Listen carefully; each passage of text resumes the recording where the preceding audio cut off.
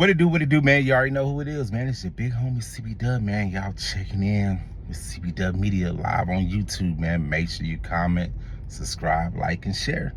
We're gonna get to this movie review.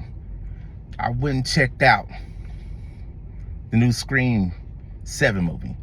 You know what I mean? That released this Friday. Scream 7. Like I said, you know, I was on my Facebook page. I dropped a review on there, so I'm doing the, video review of it now.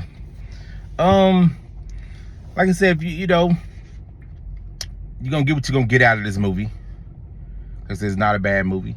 Like I said, but they used a lot of AI in this movie, so we're gonna go on and get to it. You know what I mean? The kill scenes was very dope. They always come up with creative ways on kill scenes and all that type of stuff. So that's one thing I would give them on that. The kill scenes was very dope. I get it 5 out of 5. Did a lot of kill scenes and things like that. The plot, you know what I'm saying? Typical. You already can kind of, I know the first 15 minutes of the movie, I know me and my family, we caught, on to who was the killers already off the first 15 minutes of the movie. You know what I mean? In the movie, it's a total of 4 killers. I ain't gonna even tell you who they is. I don't want to spoil it, but check it out. You know what I mean? And all that type of stuff. And everybody was like, hey, Stu's coming back.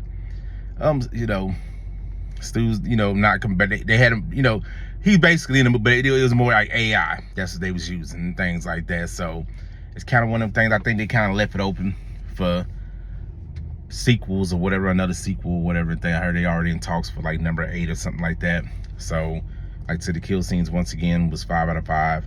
The plot, I give it a 3.5 out of 5. You know what I mean? Because it's typical Scream. You know what it is and things like that. The kill scenes, definitely 5 out of 5. You know what I mean? They was really, really dope. Like I said, to me, like me and my twin sister and my nieces and stuff like that, we also, agree with this.